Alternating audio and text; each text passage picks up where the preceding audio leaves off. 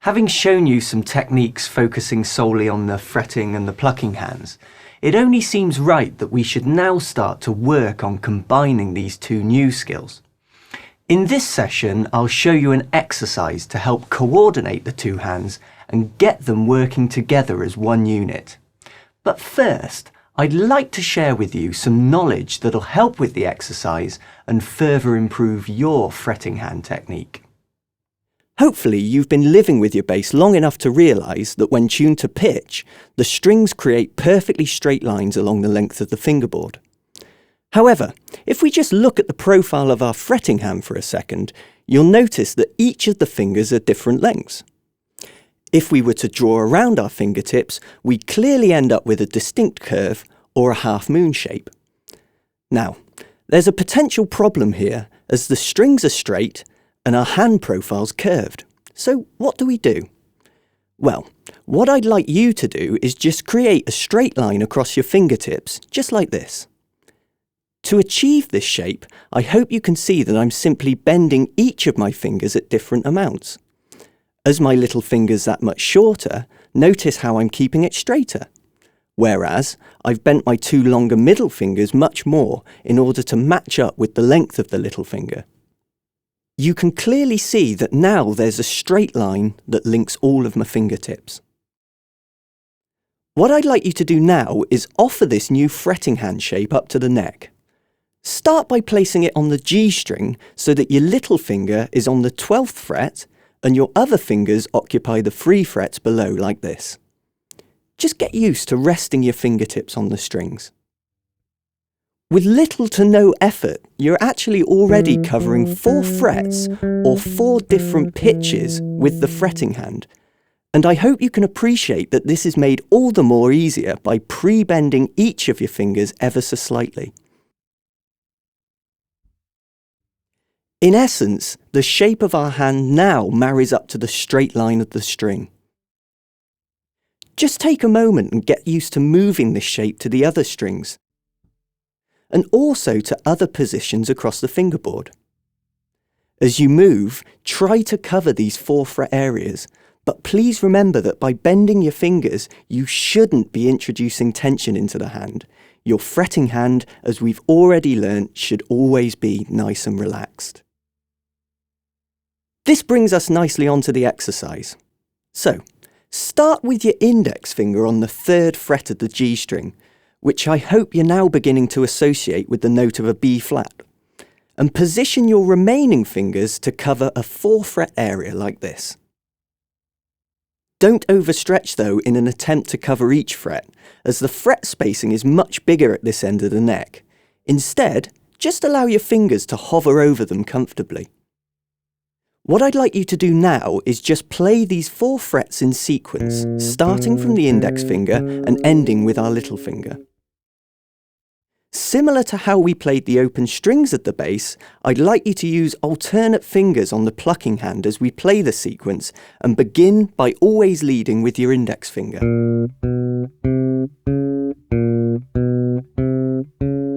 To help you better understand, just play along with me as I repeat this 4 fret sequence 3 times. As we play, make sure you're using the good fretting and plucking techniques that I've already shown you. Okay, after 4. 1, 2, 3, 4. 1, 2, 3, 4. 1, 2, 3, 4. 1, 2, 3, 4. Hopefully, you've now got that pattern under your fingers, so let's develop this a little further. Starting with your index finger on the note of B flat again, I want you to play our 4 fret sequence, but this time just play it once, ending on our little finger like this. This time, for every time we repeat the sequence, I'd like you to start at a fret higher. So we move our index finger up to the 4th fret and play again. Keep repeating this process and moving the sequence up a fret until your little finger is on the 12th fret or the octave G. But please remember that as we run this sequence, you should be using alternate fingers on your plucking hand.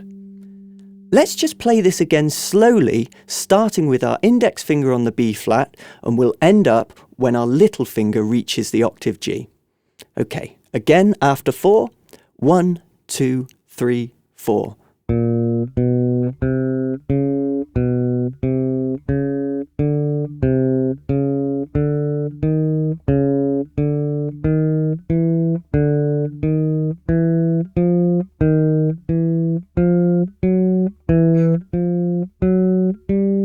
Okay, now that we've made it up to the 12th fret, I'd like you to now reverse the sequence so that you're this time playing down the neck, like this. Again, every time you finish playing a 4-fret group, move your fretting hand down a fret and repeat the sequence. This time, we're starting on our little finger. Keep going with this until you're back where you started with your index finger on the B flat. Let's just play this new sequence together so you can get an idea of how it feels under the fingers. So, starting from the octave G on our little finger, here we go. 1, 2, 3, 4.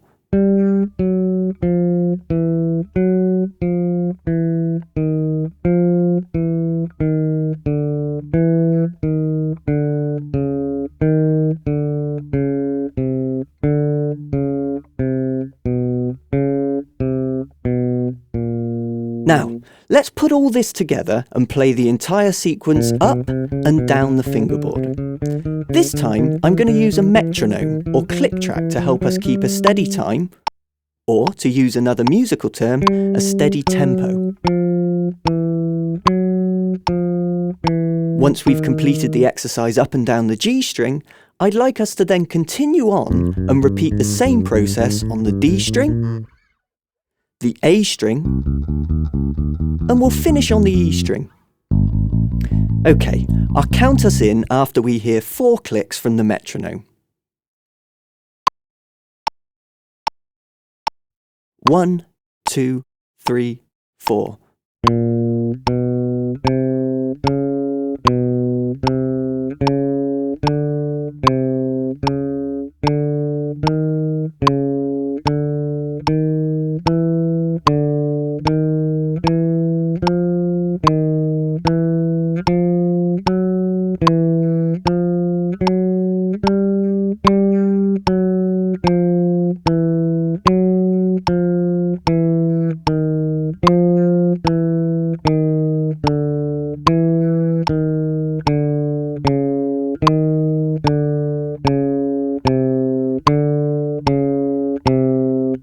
Okay, get ready to move down onto the D string.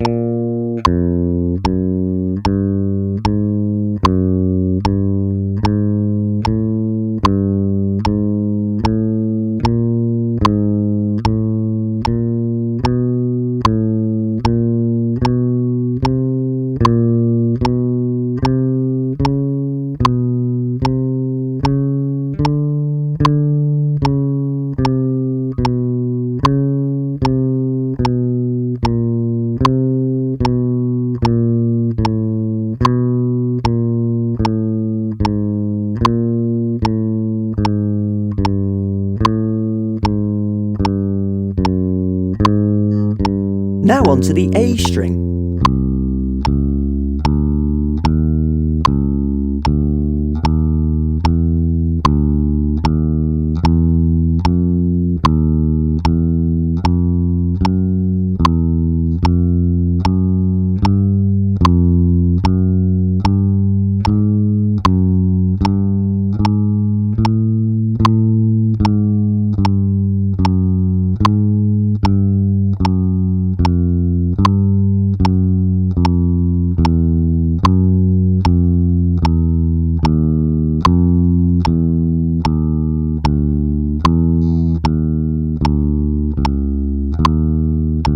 Finally, the E string.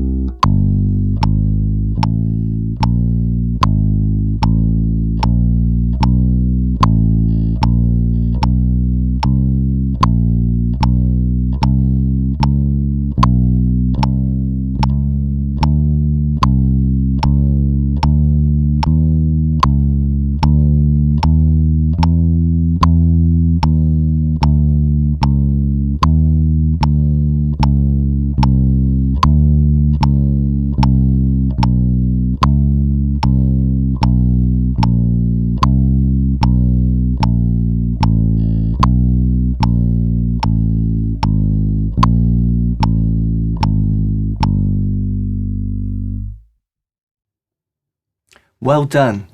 I can appreciate how hard this exercise seems at first, but please stick with it. I promise it will make a difference.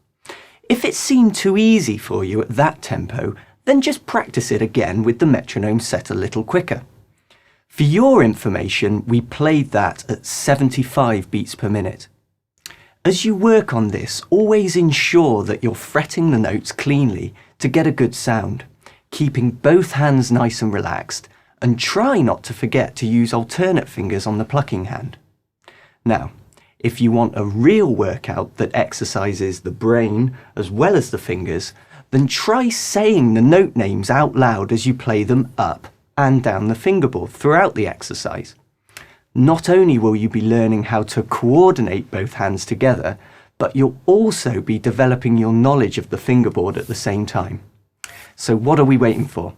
Let's get practicing. Keep it up and I'll see you soon.